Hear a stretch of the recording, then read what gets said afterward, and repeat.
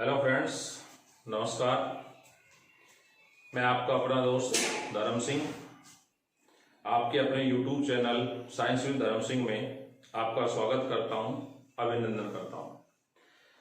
दोस्तों, हम पढ़ रहे हैं बहुलक और पहले के वीडियो में हमने बात की थी बहुलक निर्माण की क्रिया कि बहुलकों का निर्माण किस प्रकार से होता है, यानी कि बहुलकीकरण की क्रिया जो है वो कितने प्रकार की होती है।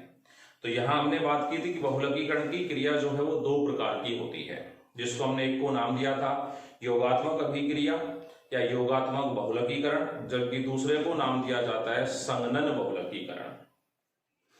हम योगात्मक बहुलकीकरण को पढ़ रहे थे और योगात्मक बहुलकीकरण के अंतर्गत आपको बताया था कि एकलक अणु जुड़ते हुए जिससे एक लंबी श्रृंखला बनती है, अतः इन्हें श्रृंखला वृद्धि बहुलक भी नाम दिया गया था।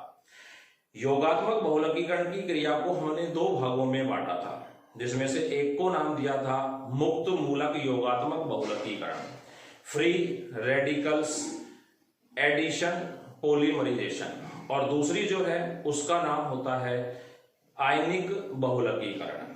आयनिक बहुलकीकरण की चर्चा हम आज बात करते हैं। उससे पहले मैं आपको एक बार फ्री रेडिकल्स का बता देता हूं कि मुक्त मूलक क्रियाविधि जो होती है इसके हमने तीन पद बनाए थे। तीन पदों में से प्रथम पद जो था उसको हमने नाम दिया था श्रृंखला प्रारंभ पद। दोस्तों, याद रखना, जब भी प्रतियोगी परीक्षा कॉम्पिटिटिव एग्जाम में सवाल की बात होती है तो मुक्त मूलक में से सवाल केवल दो ही स्थान से बनते हैं, या तो श्रृंखला प्रारंभिक पद से या फिर श्रृंखला संचरण पद से बनता है।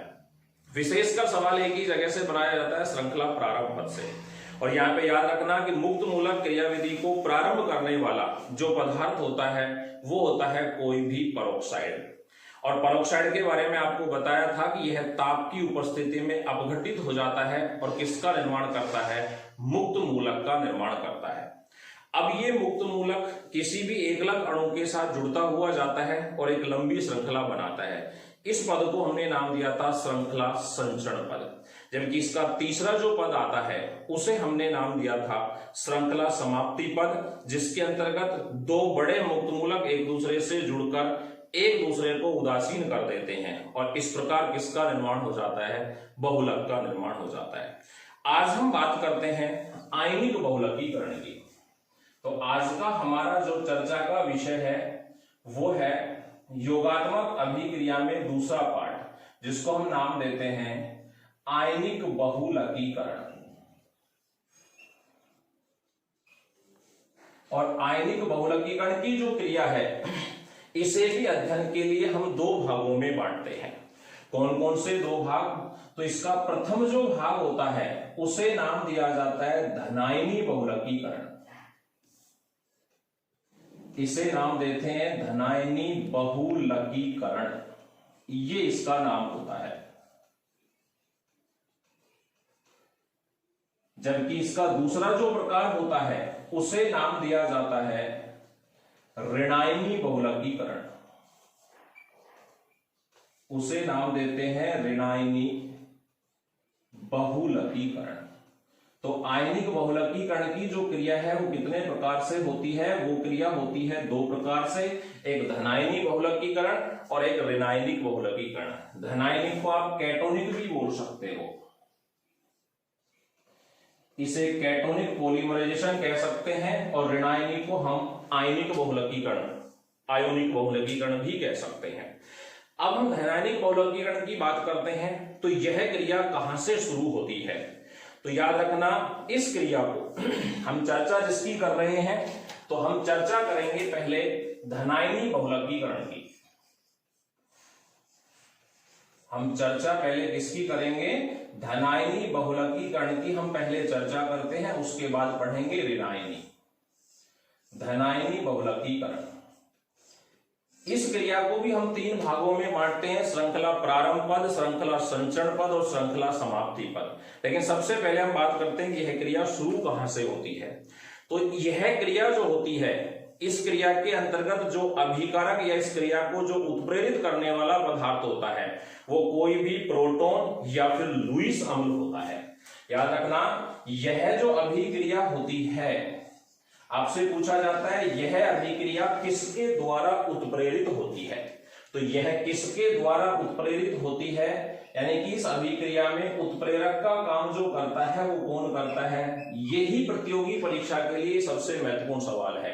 आपसे कभी भी कॉम्पिटिशन में मैकेनिज्म से सवाल नहीं पूछा जाता है। मैकेनिज्म में काम आने वाले उत्प्रेरक या फिर उदासीन कारक या फिर असमानुपातक या फिर निरोधक जो होते हैं, इनहिबिटर्स जो होते हैं, वहां से आपसे सवाल पूछा जाता है। तो याद रखना कि धनायनी बहुलकीकरण की जो क्रिया है ये किसके द्वारा उत्प्रेरित होती है, तो इसको उत्प्रेरित करने वाला कौन होता है, या तो कोई प्रोटॉन या फिर कोई लुईस अम्ल, या तो कौन होता है प्रोटॉन या फिर कौन होता है कोई भी लुईस अम्ल होता है जो इस अभिक्रिया को उत्प्रेरित करता है।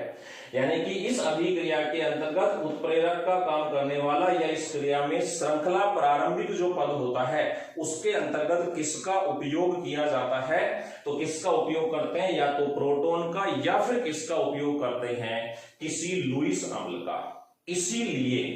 इसीलिए दोस्तों धनायनी बहुलकीकरण को एक और भी नाम दिया जाता है, इसे अम्ल उत्प्रेरित, क्या कहते हैं इसे अम्ल उत्प्रेरित बहुलकीकरण भी कहा जाता है। याद रखना, इसे क्या कहा जाता है, अम्ल उत्प्रेरित बहुलकीकरण भी इसे कहा जाता है। बहुत ही इंपॉर्टेंट सवाल है कि धनायनी बहुलकीकरण की क्रिया में श्रृंखला संचरण, श्रृंखला प्रारंभ पद जो होता है उसमें किसका उपयोग होता है, उसमें प्रोटॉन या लुईस अम्ल का उपयोग होता है। इसीलिए धनायनी बहुलकीकरण को किसका नाम दिया जाता है, अम्ल उत्प्रेरित बहुलकीकरण का नाम भी दिया जाता है। अब धनायनी बहुलकीकरण की जो क्रिया है इसे भी 3 पदों में बांटा गया है। इसके भी कितने पद होते हैं, 3 पद होते हैं। कौन कौन से 3 पद होते हैं, जिसमें से प्रथम पद जो होता है उसका नाम होता है श्रृंखला प्रारंभिक पद। इसका जो प्रथम पद है उसका नाम क्या है, उसको बोलते हैं श्रृंखला प्रारंभिक पद, इसे कहा जाता है श्रृंखला प्रारंभिक पद। कल इसका मैंने आपको नाम बताया था, अंग्रेजी में इसे चेन इनिटिएशंस के नाम से भी जाना जाता है, इसे श्रृंखला प्रारंभिक पद कहते हैं। और इस पद में उपयोग किसका होता है, तो इस पद में हमने उपयोग लिखा है कि ये क्रिया किसके द्वारा उत्प्रेरित होती है, तो इसमें उपयोग होता है लुईस अम्ल का। किसका उपयोग होता है इसमें, लुईस अम्ल। लुईस अम्ल जैसे कौन कौन होते हैं, जैसे AlCl3, BF3, इस तरीके के जो यौगिक हैं वो क्या कहलाते हैं, लुईस अम्ल कहलाते हैं। और ये लुईस अम्ल जो होते हैं ये किसी सह उत्प्रेरक, ये लुईस अम्ल किसके साथ, किसी सह उत्प्रेरक, जो उत्प्रेरक है उसके साथ में काम आने वाला पदार्थ जिसे को कैटलिस्ट भी कहा जाता है, के साथ क्रिया करता है, के साथ मिलकर क्या करता है, प्रोटॉन बनाता है। के साथ मिलकर क्या बनाता है, प्रोटॉन बनाता है, यानी कि H धनायन बनाता है। क्या बनाता है, प्रोटॉन, या फिर किसका निर्माण करता है, H धनायन का निर्माण करता है। दोबारा सुनिए कि ये धनायनी बहुलकीकरण की जो क्रिया है ये किसके द्वारा उत्प्रेरित होती है, ये किसी प्रोटॉन या लुईस अम्ल के द्वारा उत्प्रेरित होती है।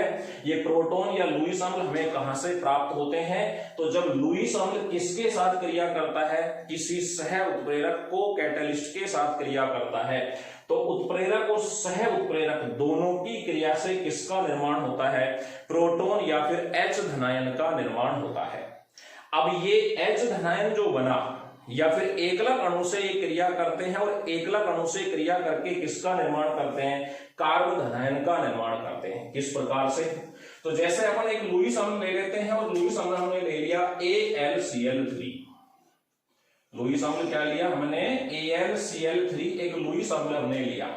इसकी क्रिया कराई हमने एक सह उत्प्रेरक, और सह उत्प्रेरक के रूप में यहां मैंने काम में किसको लिया, H2O को। अब आपको पता है H2O का विखंडन हो जाता है। H2O का विखंडन कैसे होता है, H धनायन और OH ऋणायन, ये H धनायन और OH ऋणायन के रूप में टूट जाता है। और इन दोनों की क्रिया से इन दोनों की क्रिया से हमें प्राप्त होता है AlCl3OH। इन दोनों की क्रिया से क्या प्राप्त होता है? AlCl3OH, और इसके ऊपर आवेश आता है ऋणावेश। जबकि यहां से एक हमें क्या प्राप्त हो गया? H धनायन हमें यहां से प्राप्त हो गया, और ये H धनायन ही प्रोटॉन के रूप में काम करेगा और इस क्रिया को आगे प्रारंभ करता है। तो याद रखना, AlCl3 लुईस अम्ल है, इसके साथ क्रिया किसने की? कोई सह उत्प्रेरक H2O ने क्रिया की, तो H2O का विखंडन होता है H और OH के रूप में। OH लुईस अम्ल के साथ जुड़ जाता है और एक यौगिक बना दिया या एक आयन बना दिया, और ये जो बचा हुआ H धनायन है ये हमें किसके रूप में प्राप्त हो गया? प्रोटॉन के रूप में प्राप्त हो गया। अब ये आगे क्रिया में भाग लेंगे, तो ये किसी एकलक अणु से क्रिया करेंगे। एकलक अणु विशेषकर कौन काम में लिया? जैसे H धनायन, और H धनायन की क्रिया कराई मैंने किसी विनाइल या वाइनिल जिसको आप बोलते हो, इसके साथ मैंने इसकी क्रिया कराई, इसके साथ मैंने इसकी क्रिया कराई, तो H धनायन प्रथम कार्बन परमाणु पर आक्रमण करेगा, और ये X जो है यहाँ पे ये एक इलेक्ट्रॉन दाता के रूप में काम करता है, यानी कि इलेक्ट्रॉन मुक्त करेगा यहां से, तो इलेक्ट्रॉन दाता के रूप में काम करेगा। तो इन दोनों की क्रिया से हमें एक यौगिक प्राप्त होगा, एक आयन प्राप्त होगा HCH2 सिंगल बॉन्ड यहां पे आ जाएगा, यही इलेक्ट्रॉन दाता, और ऊपर आयन आ जाता है, इसको हम बोलते हैं कार्ब धनायन। क्या बोला जाएगा? ये बोला जाएगा कार्ब धनायन बोला जाएगा। तो हुआ क्या? हुआ ये कि लुईस अम्ल और सह उत्प्रेरक ने क्रिया की, दोनों की क्रिया से हमें प्राप्त हुआ प्रोटॉन। इस प्रोटॉन ने एकलक अणु के ऊपर आक्रमण किया, और इनके आक्रमण से हमें क्या प्राप्त हो गया? एक कार्ब धनायन प्राप्त हो गया। अब ये क्रिया लगातार इसी प्रकार से चलती रहती है। तो इसका जो दूसरा पद आता है, इसके दूसरे पद को हम नाम देते हैं श्रृंखला संचरण पद। इसके दूसरे पद को नाम क्या देते हैं? श्रृंखला संचरण पद कहा जाता है। और इस श्रृंखला संचरण पद में क्या होगा? कार्ब धनायन जो हमारे पास बना हुआ है और हमारे पास उपस्थित एकलक, दोनों परस्पर क्रिया करते जाएंगे और किसका निर्माण हो जाएगा? और एक लंबी श्रृंखला बन जाएगी कार्ब धनायन की। और क्या बन जाएगी? एक कार्ब धनायन की एक लंबी श्रृंखला बन जाती है। जैसे मैं आपको इसे शॉर्ट में ही लिख के दिखा देता हूं कि इस प्रकार से HCH2 और इसके साथ बहुत सारी एकलक इकाइयां जुड़ जाती हैं। इसके लिए मैं यहां पे शॉर्ट में लिख देता हूं कि ये N अणु यहां पे जुड़ते हैं, तो इस प्रकार एक लंबी श्रृंखला बन जाती है कार्ब धनायन की।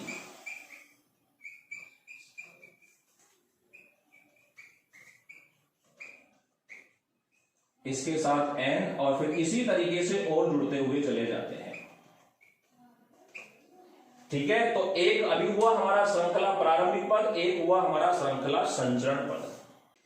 हम बात कर रहे हैं धनायनी बहुलकीकरण की, जिसका पहला पद है श्रृंखला प्रारंभिक पद, जो मैं फिर बता रहा हूं किसकी उपस्थिति में? लुईस अम्ल या सह उत्प्रेरक की उपस्थिति में होता है। दोनों की क्रिया से प्रोटॉन प्राप्त होता है। प्रोटॉन किस पर प्राप्त हुआ? इस तरीके से हमें प्रोटॉन प्राप्त हो जाता है। फिर ये करता है एकलक या वाइनिल इकाइयों पर आक्रमण, और वहां से हमें क्या प्राप्त होता है? धनायन कार्बोकैटायन प्राप्त होता है। अब ये कार्बोकैटायन एकलक इकाइयों के साथ जुड़ता हुआ जाता है, और श्रृंखला क्या होती चली जाती है? बढ़ती चली जाती है। इसके बाद आता है हमारा तीसरा पद, और उस तीसरे पद को हम नाम देते हैं श्रृंखला समाप्ति पद। मैं यहां आपको एक साथ बताने की कोशिश कर रहा हूं, इसको हम नाम देते हैं तीसरे पद को श्रृंखला समाप्ति पद इसे कहा जाता है। तो यहां पे देखना दोस्तों एक बार, पहला पद श्रृंखला प्रारंभिक पद, उसके बाद दूसरा पद आया श्रृंखला संचरण पद। अब देखिए श्रृंखला समाप्ति पद में क्या होगा? यहां पर आक्रमण करने वाला या क्रिया करने वाला या उत्प्रेरक के रूप में जो काम आया था वो था लुईस अम्ल या सह उत्प्रेरक।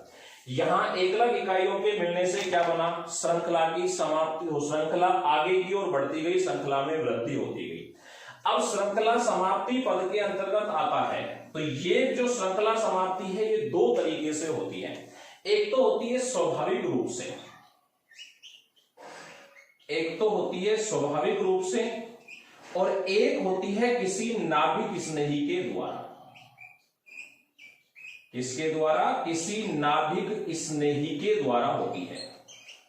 आप इनको साथ साथ नोट करते रहोगे तो आपके पास तीनों स्टेप जो है वो एक साथ प्राप्त हो जाएंगे। या तो होती है स्वाभाविक रूप से, या फिर होती है किसके द्वारा? किसी नाभिक स्नेही के द्वारा होती है। स्वाभाविक रूप से कैसे होती है? हमें यहां श्रृंखला प्रारंभ पद में प्राप्त हुआ था AlCl3OH ऋणायन। ये ही ऋणायन जो होता है ये इस श्रृंखला के साथ अभिक्रिया करता है। और ये श्रृंखला के साथ कैसे अभिक्रिया करेगा? तो हमारे पास श्रृंखला इस प्रकार से है। उसके पश्चात यहां पर फिर इसी तरीके से आगे एकलक इकाइयां जुड़ती हुई जा रही हैं। इसको मैंने लंबी दिखाने के लिए यहां दर्शा दिया N से। फिर उसके बाद यहां पे CH2 CH और ये X, और ये है क्या? कार्बोकैटायन। अब इसके साथ कौन आक्रमण करेगा? तो इसके साथ आक्रमण करता है AlCl3। किसकी बात कर रहा हूं? इसके स्वाभाविक रूप की बात कर रहा हूं। और उसके साथ कौन जुड़ा हुआ है? OH। इसके साथ जुड़ा हुआ है OH ऋणायन। इन दोनों की क्रिया से ये श्रृंखला क्या हो जाती है? समाप्त हो जाती है। किस प्रकार से समाप्त होगी ये श्रृंखला? तो यहां से जो नाभिक यहां से जो प्राप्त होगा वो श्रृंखला के अंतिम पद के साथ जुड़ जाता है। कैसे? यहां AlCl3 है, यहां से निकलेगा H धनायन जो किससे क्रिया कर लेगा? OH से। तो H और OH क्रिया करके क्या बना देंगे? H2O। और श्रृंखला की समाप्ति कैसे हो जाएगी? HCH2 CHX, इसके लिए N, और यहां पे देखिए यहां से निकलेगा H जो किसके साथ जुड़ जाएगा? OH के साथ। तो यहां पे बन जाएगा CH डबल बॉन्ड CH और ये हो जाएगा X, प्लस साथ में क्या बना? AlCl3 प्लस साथ में क्या बना? H2O। तो जो उत्प्रेरक या सह उत्प्रेरक हमने काम में लिए थे वो अभिक्रिया के पश्चात हमें पुनः क्या हो जाते हैं? प्राप्त हो जाते हैं।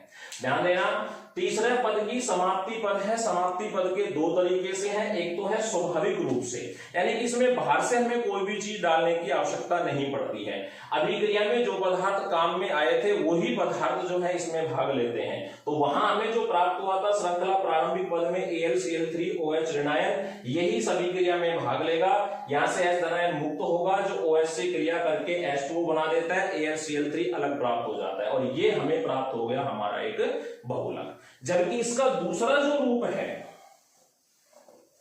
जबकि इसका तो दूसरा रूप है जिसमें कौन आक्रमण करेगा? नाभिक स्नेही। तो नाभिक स्नेही के द्वारा कैसे होगा? नाभिक स्नेही का मतलब नाभिक में क्या होता है? धनावेश। जो धनावेश पर क्रिया, जो धनावेश से स्नेह करता है, अर्थात ये खुद कैसा होगा? ये खुद एक ऋणात्मक समूह होगा। अर्थात ये खुद कैसा होगा? एक ऋणात्मक समूह। अपन यहीं से उठा लेते हैं इस बहुलक श्रृंखला को। H X N, इसके साथ लिखा मैंने CH2 CH X, ये था हमारा कार्बोकैटायन, कार्ब धनायन। और ये किसके साथ क्रिया करेगा? ये क्रिया करेगा किसी नाभिक स्नेही के साथ। नाभिक स्नेही को कैसे दर्शा देता हूं? A ऋणायन के द्वारा इसे मैंने दर्शा दिया। किसके द्वारा दर्शा दिया? A ऋणायन। अभिक्रिया सेम प्रकार से होगी। यहां से H निकलेगा जो किसके साथ क्रिया कर लेगा? A ऋणायन के साथ। तो श्रृंखला क्या बनेगी?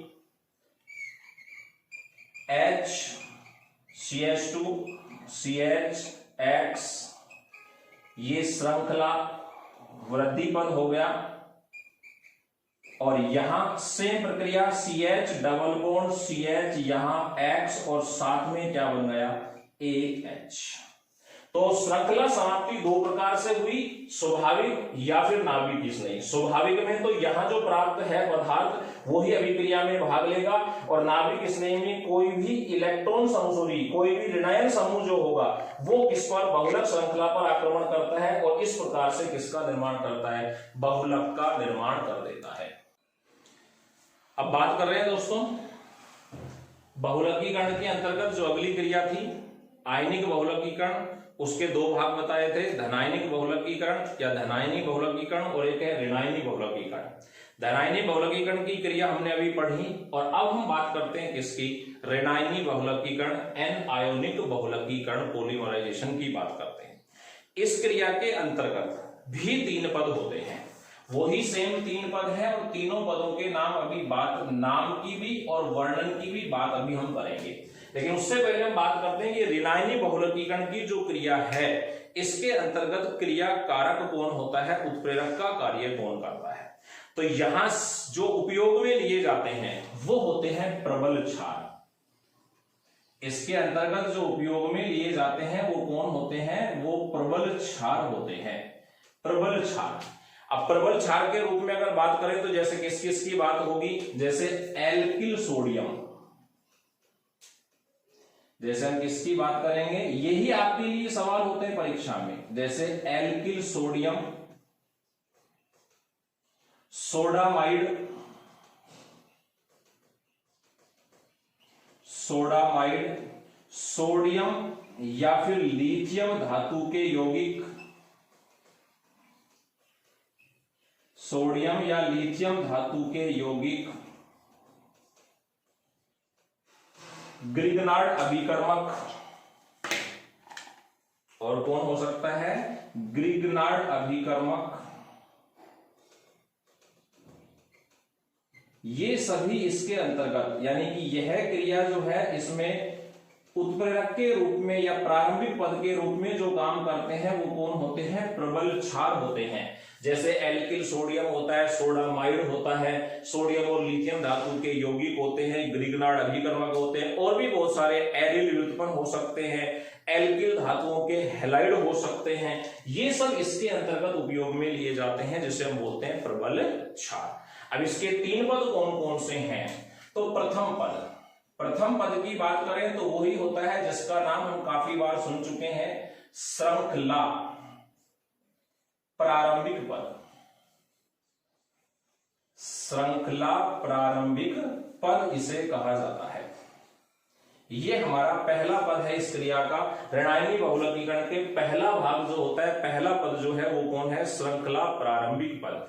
और इसमें होगा क्या, तो इसमें क्षार जो हमें किसके रूप में कार्य करता हुआ दिखाई देता है, नाभिक स्नेही के रूप में काम करता हुआ दिखाई देता है। तो प्रबल क्षार और एकलक दोनों क्रिया करते हैं और इन दोनों की क्रिया से प्राप्त होता है कार्बोऋणायन। तो किस किस की क्रिया होगी, एक बार मैं शॉर्ट में लिख देता हूं कौन कौन। एक तो क्षार जो कि किसका काम करेगा, नाभिक स्नेही, और इसके साथ कौन क्रिया करेगा, इसके साथ क्रिया करने के लिए आएगा एकलक, और इन दोनों की क्रिया से क्या प्राप्त होगा, इन दोनों की क्रिया से प्राप्त होगा कार्बोऋणायन। इन दोनों की क्रिया से क्या प्राप्त होगा, हमें कार्बोऋणायन प्राप्त होगा। किस प्रकार से प्राप्त होगा, तो मैं यहां क्षार के लिए लिख लेता हूं बी, जो कि कैसा है, नाभिक स्नेही के रूप में काम कर रहा है। इसमें एकलक इकाई कौन काम में आ रही है, CH2 डबल बॉन्ड CH और X, यानी कि वही विनाइल या फिर वाइनिल जिसको आप बोलते हो। यहां X जो है ये X किसके रूप में, सॉरी यहां X की जगह अपन Y ले लेते हैं, और ये Y किसके रूप में काम करेगा, ये Y काम करेगा इलेक्ट्रॉन आकर्षी के रूप में। ध्यान रखना, धनायनिक बहुलकीकरण के अंतर्गत हमने X माना था और वो X किसके रूप में काम कर रहा था, इलेक्ट्रॉन प्रतिकर्षी के रूप में, या फिर किसके रूप में बोल रहे थे आप उसको। और यहां पर जो Y काम कर रहा है ये किसके रूप में काम कर रहा है, इलेक्ट्रॉन आकर्षी के रूप में काम कर रहा है। और इन दोनों की क्रिया से बना क्या, इन दोनों की क्रिया से बना B CH2 CH Y, और यहां कौन आ जाता है, ऋणायन आ जाता है। यहां पर कौन आ जाता है, ऋणायन। अब उसके बाद कौन आएगा, दूसरा पद, दूसरे पद का नाम श्रृंखला संचरण पद, दूसरे पद का नाम है श्रृंखला संचरण पद। श्रृंखला संचरण पद। इसमें क्या होगा, कार्ब ऋणायन और एकलक इकाइयों के परस्पर मिलने से एक लंबी श्रृंखला का निर्माण हो जाता है। किस प्रकार से, तो आप बार बार देख ही रहे हो, सेम प्रक्रिया है उसकी, उसमें कोई चेंजेस नहीं है। यहां पर जुड़ जाती है बहुत सारी एकलक इकाइयां। इसके लिए मैं यहां पे n लिख देता हूं थोड़ा शॉर्ट में दर्शाने के लिए। बनेगा क्या, एक लंबी श्रृंखला वाला कार्ब ऋणायन बन जाएगा। B, यहां Y, CH, यहां पे Y, और इसके लिए मैं दर्शा देता हूं ये लंबी श्रृंखला के लिए N। फिर आप चाहो तो एक बार और भी लिख सकते हो इसको, ये Y और ये एक लंबी श्रृंखला वाला क्या बन गया हमारे पास, कार्ब ऋणायन बन गया। और अब इसका तीसरा जो पद आता है, उस तीसरे पद का नाम है श्रृंखला समाप्ति पद। उस तीसरे पद का नाम क्या है, श्रृंखला समाप्ति पद। श्रृंखला चेन टर्मिनेशन स्टेप उसको कहा जाता है। और इसके अंतर्गत क्या होगा, इसमें कोई प्रोटॉन या फिर इलेक्ट्रॉन स्नेही, इसमें कोई प्रोटॉन या फिर कौन आएगा, यहां पर आएगा इलेक्ट्रॉन स्नेही के रूप में आएगा। और वो किससे क्रिया करेगा, इस लंबी श्रृंखला से क्रिया करेगा, और अंत में श्रृंखला क्या हो जाती है, समाप्त। किस प्रकार से, तो B इस तरीके से आप इसको बनाते जाओगे। यहां पे दर्शाने के लिए मैंने Y लिख दिया, फिर CH2, उसके बाद CH, फिर यहां पे Y, और ये ऋणायन। अब इसके साथ कौन क्रिया करेगा, इसके साथ क्रिया करने के लिए आएगा कोई भी प्रोटॉन या फिर इलेक्ट्रॉन स्नेही। जैसे हमने कौन ले लिया, H धनायन हमने यहां पे ले लिया। और इसकी क्रिया से अब क्या बनेगा, तो इसकी क्रिया से एक लंबी श्रृंखला वाला हमें क्या प्राप्त हो जाता है, बहुलक प्राप्त हो जाता है। किस प्रकार से, तो उसके लिए मैं यहां पे लिख देता हूं B, सेम चेन है, इसमें कोई चेंजेस नहीं है, इसलिए इसको बार बार आप इस तरीके से लिख सकते हो। यहां पे Y और ये N, उसके बाद CH2, फिर ये CH2, यहां पे आ जाएगा Y, और ये श्रृंखला क्या हो जाती है, समाप्त। इस प्रकार इसका निर्माण हो जाता है एक बहुलक का। तो एक तो था हमारा धनायनी बहुलकीकरण, मतलब आयनिक बहुलकीकरण में दो थे, धनायनी बहुलकीकरण और ऋणायनी। धनायनी बहुलकीकरण हमने इससे पहले पढ़ा, अभी हम किसकी बात कर रहे हैं, ऋणायनी। सवाल याद रखना, तीनों में से चाहे मुक्त मूलक हो, चाहे धनायनी बहुलकीकरण हो, चाहे ऋणायनी, सवाल तीनों में से बहुत ही कम बनते हैं, लेकिन बहुत महत्वपूर्ण सवाल है। सवाल कौन कौन से हैं, तो मुक्त मूलक के अंतर्गत तो श्रृंखला प्रारंभिक पद में कौन होता है क्रिया करने वाला, तो श्रृंखला क्रिया करने वाला कौन होता है वो याद रखना। कौन कौन है श्रृंखला क्रिया करने वाला, उसमें होता है परोक्साइड, और परोक्साइड के पश्चात, या फिर उसको आप बोल सकते हो कौन, एल्किल परोक्साइड काम में लेते हैं। धनायनी बहुलकीकरण के अंतर्गत कौन होता है, वहां पर क्रिया करने वाले के अंतर्गत आता है कोई भी नाभिक स्नेही, और यहां पर क्रिया करने वाले कौन होते हैं, प्रबल क्षार होते हैं, जो कौन कौन से होते हैं आपके सामने लिखा हुआ है। इसके पश्चात हम बात करेंगे अभी बहुलकीकरण की दूसरी क्रिया की, जिसका नाम होता है संगनक बहुलकीकरण। दोस्तों, वीडियो को लाइक शेयर सब्सक्राइब करना ना भूलें। जय हिंद, जय भारत।